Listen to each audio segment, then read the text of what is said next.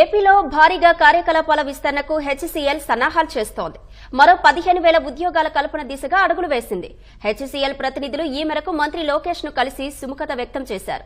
మరింత సమాచారం మా ప్రతినిధి కృష్ణను అడిగి తెలుసుకుందాం. కృష్ణ, మంత్రి లోకేష్ తో భేటీలో ఎలాంటి విషయాలు ప్రస్తావనకు వచ్చాయి? హెచ్సీఎల్ ఇప్పటికే రాష్ట్రంలో గన్నవరంలోని విమానాశ్రయం ఎదురుగా ఒక కార్యకలాపాలను ప్రారంభించి దాదాపు 4,500 మందికి ఉద్యోగాలు కల్పిస్తూ వస్తుంది. ఇది కూడా గత తెలుగుదేశం ప్రభుత్వ హయాంలోనే ఏర్పాటైంది. వాళ్ళ ఉదయం లోకేష్ తో భేటీ అయిన హెచ్సీఎల్ సంస్థ ప్రతినిధులు తిరిగి తమ కార్యకలాపాలు విస్తరించేందుకు ఈ మేర సుముఖత వ్యక్తం చేసినట్లు తెలుస్తుంది. మొత్తంగా కనుక చూస్తే ఒక ఫస్ట్ ఫేజ్ ద్వారా 5,500 మందికి ఉద్యోగాలు కల్పించాలని లక్ష్యంగా పెట్టుకున్నారు. ఆ తర్వాత ఫేజ్ 2 లో నూతన కార్యాలయ భవనం నిర్మాణం చేపట్టి దాని ద్వారా మరో 10,000 మందికి ఉద్యోగాలు కల్పిస్తామని చెప్పి వెల్లడించారు.